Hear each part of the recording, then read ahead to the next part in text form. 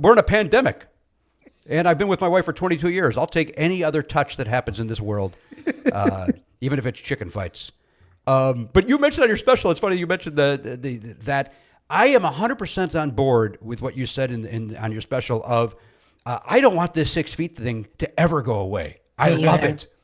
It was necessary. It was necessary. It's like one of those things where you're like, no, those stickers need to stay forever. I never don't need you to stand 6 feet back. Why would we change that? Right. Why would we go back? I've been to the promised land. That's right. 100% agree. And Erin, have you discovered, I'm just taking this from your special, when you say I'm going to drop them down after the special, you're going to drop your own little spacers out to keep people 6 feet away from you. Matt and I have talked about this off the air.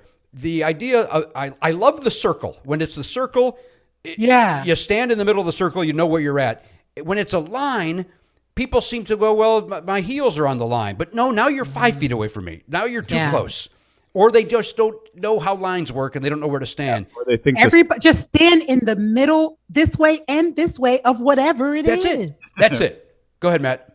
Yeah, it was like, I feel like at Trader Joe's, a lot of times people seem to think that it's the lines that's your box and you stand in the middle of that. Right. No. Right. Oh, is that why they act like that? That makes sense. Yeah, that's all I can think of. That makes sense. Like, why are you not on the line? You're like 3 feet behind it. Stand on the line. You need the little feet. You just need a pair of feet that show you where your foot goes. That's why I like the circle. No question. You bullseye the son of a bitch. Put your feet in the middle of the circle, and more importantly, get away from me.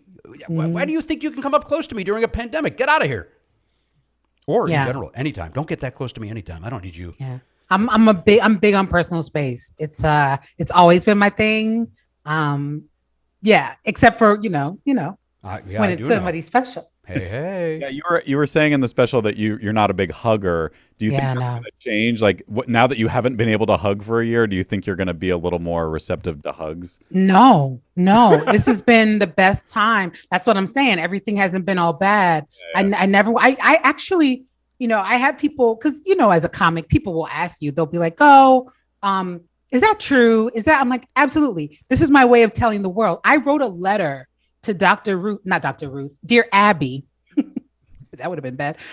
Dear Abby, a couple years ago about, I don't like hugs. I'm an entertainer. People always want to hug me after, even people that I know, how do I broach this? And, I want people that I like to think I like them, but I don't want to touch them. And so she was like, tell people you're claustrophobic, tell them it makes you anxious. And so I used my special to do that. It's been great. It's good for you. Because I'm, especially in show business, there's that bullshit showbiz hug that we all give each other.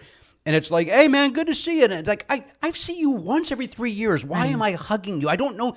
I saved my hug. I used to, when I lived in Chicago and was just working at a record store, I hugged, like to your point in your special, I hugged my grandparents and my parents. Right. I didn't do some bullshit Hollywood nonsense. So your special just was ticking all the boxes of Jimmy Pardo and all of his nonsense that he hates. We should have met earlier. We could have been besties. Erin, there's no question about it. I'm furious that it's taken this long. But so we thank Tiffany Haddish for finally connecting the two of us. Absolutely. To hear the whole conversation, subscribe for free on Apple Podcasts or wherever you get your podcasts, or visit nevernotfunny.com.